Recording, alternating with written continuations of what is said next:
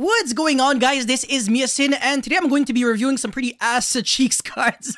I mean, most of them are pretty garbage, so yeah, I'm going to be reviewing all the bad ones in this video, and then some other good cards in like maybe 2 different videos. I'm not sure yet because I'm so late behind that, you know, I have a lot of videos to upload now. But yeah, before this video starts, make sure you like and subscribe. You already know the drill.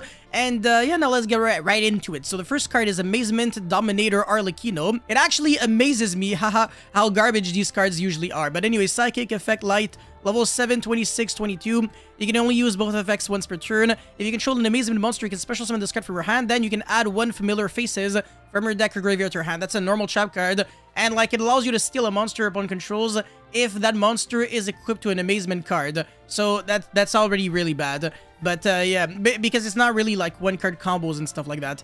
And also they're trap cards, so they're like inherently kind of shitty, but whatever. They're not really, but whatever, you get the point. Anyways, during your well, you probably don't get the point because I didn't explain anything. But anyways, during your opponent's turn, quick effect, quickie, you can target 1 other effect monster on the field, shuffle this card into the deck, and if you do special summon 1 Amazement Administrator Arlecchino from your deck, then change the targeted monster attack to 0. That's like alright. And like, obviously this card doesn't suck, but like, it's still not good because it searches a pretty bad card. If it searched any Amazement card from your deck to your hand, that would actually be insane. But because of the fact that it only searches Familiar Faces, I don't know, it could have been so much better. Anyways, now we have World of Boundless Consciousness. Normal trap card, not once per turn. If Vicious Astrod is on the field, very easy to summon, but that's, I mean, like, is that enough? Target 1 card on the field, destroy it, then if the original name of the destroyed card was Vicious Astrod, so like if you're trying to destroy yourself, you can special summon 1 of your banished Vicious Astrod. Otherwise, you can increase the attack, Vicious Starfrost, sorry, Visas. Not vicious. Otherwise, you can increase the attack of 1 of your Vicious Astrod you control by 1500 attack. Alright, so it's a trap card that destroys 1 card on the field by targeting, and only if you have Vicious Astrod. This card is like a 0 of. It's not, I mean, yeah, it is searchable, I think, because it has Visa Starfrost and X-Text. Does that actually change anything? I don't think so. Yeah, I don't know. But either way, it's complete dog shit. So yeah, it's a very bad card. Now we have Virtual World Tiger, hoo-hoo. Yeah, funny name, haha. Anyways, rank 9, 26, 28. Last time we had a rank 9 monster played in Virtual World, I can guarantee you that it wasn't a virtual monster. It was a True King of all Chlamydias, aka VFD. Anyways, 2+ level 9, no shit. This card gains the following effects depending on the number of Virtual World Gate cards you control. That's actually hilarious. 2+, good luck getting there. This card can attack directly, Keck W. 4+, this card is unaffected by the effect of activated cards, except Virtual World cards. Yeah, but its stats really aren't that impressive, so it doesn't matter if it's like unaffected, because you can jump over with like a shitty monster like Blue Eyes. Well, not that Blue Eyes is shitty, Blue Eyes is MVP, but yeah, that's really bad, because it's really hard to get like 4+ Virtual World Gate cards on the field. It's not Virtual World cards, Virtual World Gate, so it's like the continuous spells and the continuous traps. There are only 3 in the game right now. Anyways, once per turn, quick effect, you can detach 1 Xyz material from this card. Then target 1 monster you control and 1 monster on the field with a different attribute and type. Negate their effects until the end of the turn. So that's like a VFD at home. This card sucks, man. Oh my god. Anyways, Usamimi Doshi, level 1 Earth Beast effect.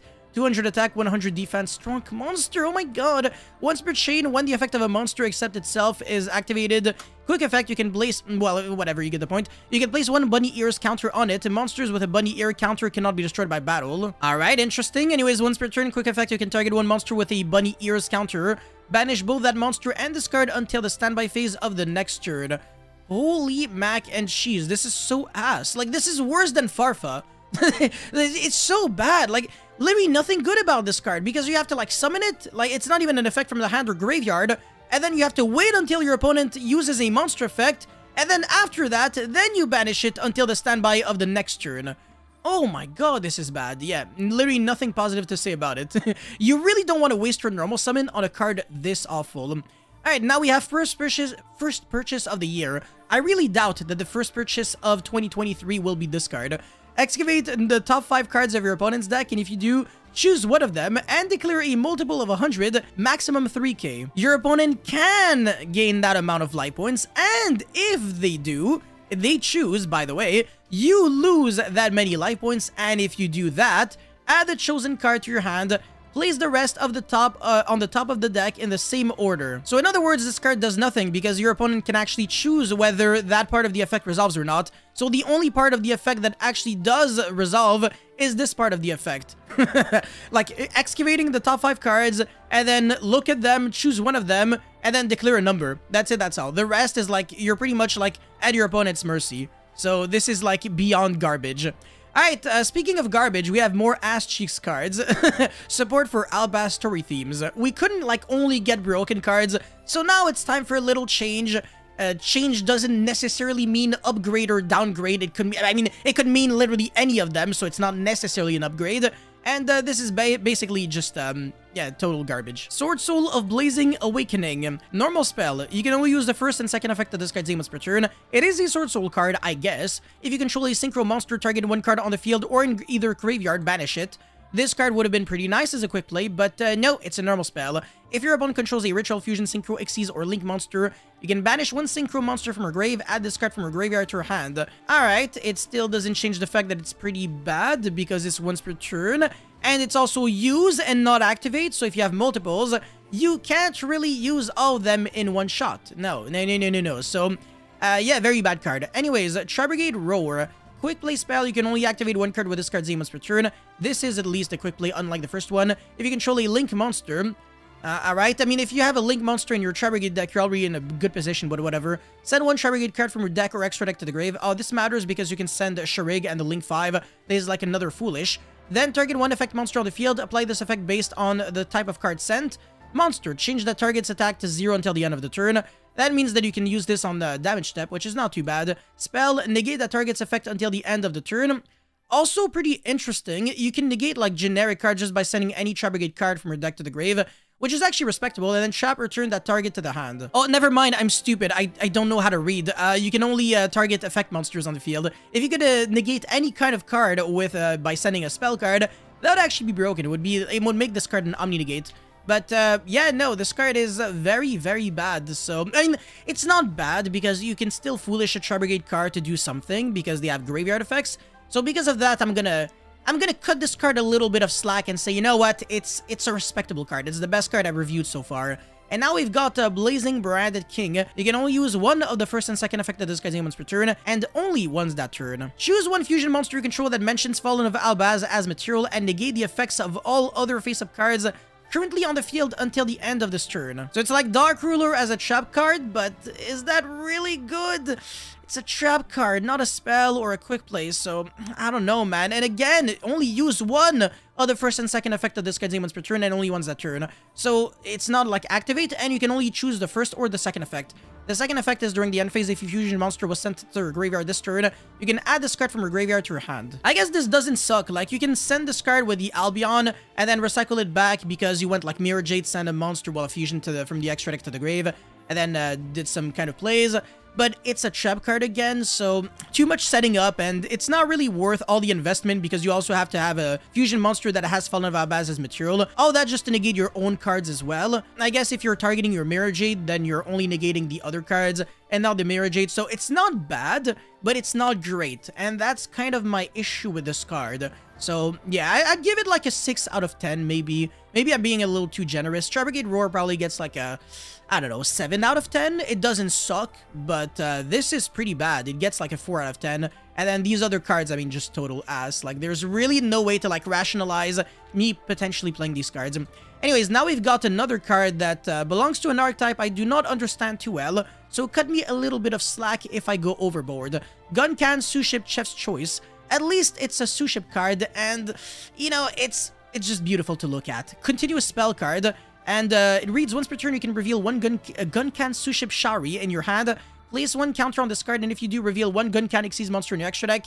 And if you do that, your opponent declares the name of one Gunkan monster mentioned on a Gunkan Xyz monster except Shari. Add the declared card from your deck to your hand.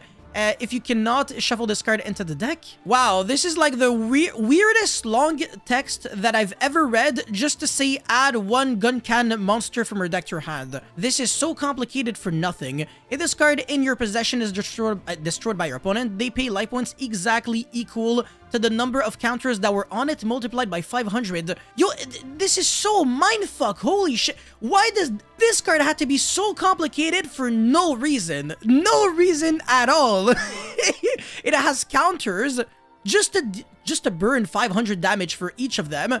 And you have to like reveal cards to like make your opponent declare the name of a card just to search that card from your deck to your hand. Like, what the flying frick? Why couldn't we just have like good old Rhoda? Add 1 sushi monster from your deck to your hand. No, we can't have nice things. I'm not even mad, honestly. This is priceless. I love this.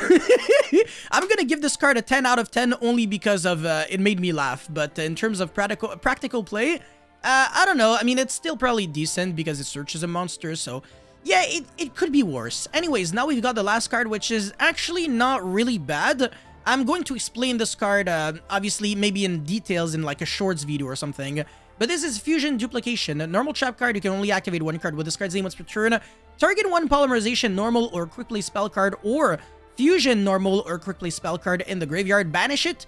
And if you do, this card's effect becomes that card's effect when that card is activated. So in other words, it kind of copies the effect and not like the full text of the card, meaning that you do not have to discard a card with, you know, by copying the effect of Super Polymerization. And you also do not have to, like, pay life points in order to use, like, Ultra Polymerization or something like that. So you just ignore the cost completely. You only really apply the actual effect. And that is something that I appreciate because you can also copy quickly spells, something that a bunch of other cards could not do. So yeah, it's also a you can only activate 1 card with this card's name once per turn, not like a you can only use. So if you draw multiples, it's not too bad. I actually don't think this card is bad at all. Obviously, it's a normal trap card, so it's a little slow by nature because you're trying to copy a card that's already in your grave. You have to have, like, you know, already kind of some form of setup in the first place in order to make this card live.